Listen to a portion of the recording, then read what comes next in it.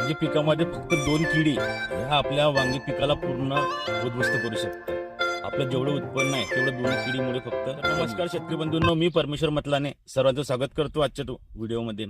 तर शेतकरी मित्रांनो, वांगे हे जे पीक आहे या वांग्यामध्ये आपल्याला जर चांगलं उत्पन्न घ्यायचं असलं तर आपल्याला 2 किडींना अटकाव घालायचा आवश्यक आहे।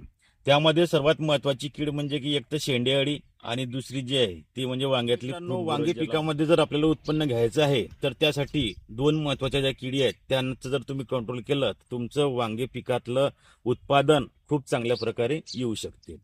तर ह्या कोणत्या 2 किडी आहेत त्याबद्दल आपण माहिती मित्रांनो, वांग्यामध्ये सर्वात महत्त्वाच्या 2 किडी म्हणजे त्यामधली पहिली म्हणजे की शेंडे अळी, जे की शेंड्यामध्ये जाऊन अंडी घालते आणि आपले शेंडा जो पूर्ण आपल्याला सुकलेला दिसतो, आपण जर काढून बघितलं तर आपल्याला ते अळी तिथं शेंड्यामध्ये दिसते।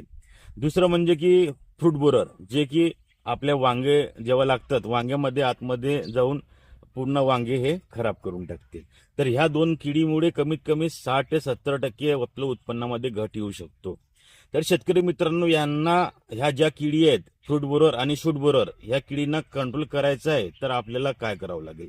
तर सर्वप्रथम म्हणजे की आपल्याला फक्त रासायनिक नाही तर आपल्याला 2 प्रकारे यांचं कंट्रोल करायचं आहे। एक म्हणजे की IPM म्हणजे इंटिग्रेटेड पेस्ट मॅनेजमेंट करून आपल्याला त्यांना कंट्रोल करायचं आहे। आपल्याला IPM द्वारे कसं कंट्रोल करता येईल तर IPM द्वारे आपण बघू शकता, आता इथं हे जे सापळे म्हणतो आपण, तर हे आपल्याला सापळे लावायचे आहेत, जे की आपल्याला एका एकरमध्ये कमीत कमी 10 ते 12 सापळे आपले हे गेले पाहिजे। तर हे आहे फ्रूट आणि शूट बोररसाठी काम करतं। तर याच्यामध्ये तुम्ही बघू शकता हे जे याचं काम कसं करते, तर हे जे नर आहेत हे नरसाठी अट्रॅक्ट करणार आहेत। तर सिल्काईन ॲक्वापिट हे मॅनकाईन ॲग्रीटेक्नम मार्केटमध्ये आणलेलं आहे।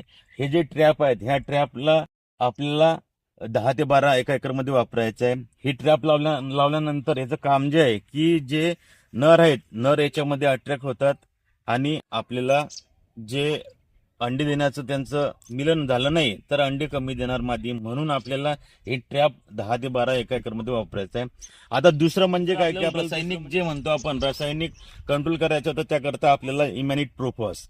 आता याच्यामध्ये काय इमामेक्टिन बेन्झोएट आणि प्रोपेनोफॉस 35%, इमामेक्टिन बेन्झोएट 1.5%। तर आपल्याला हे प्रोडक्ट वापरायचं आहे, कारण या प्रोडक्टमुळे जे शेंडे अळी आणि वांग्यातली अळी ह्या दोन्ही कंट्रोल होतील।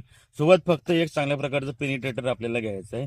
पेनिट्रेटर म्हणजे का, तर जे अळी आहे ते पूर्ण आतमध्ये असते आणि हे जे नर्चर काइन वेट आहे हे पूर्ण औषधाला आतमध्ये घेऊन जाण्याचं काम करते। तर याचा जर डोस आहे तर आपल्याला 300 ग्राम प्रति एकर याचा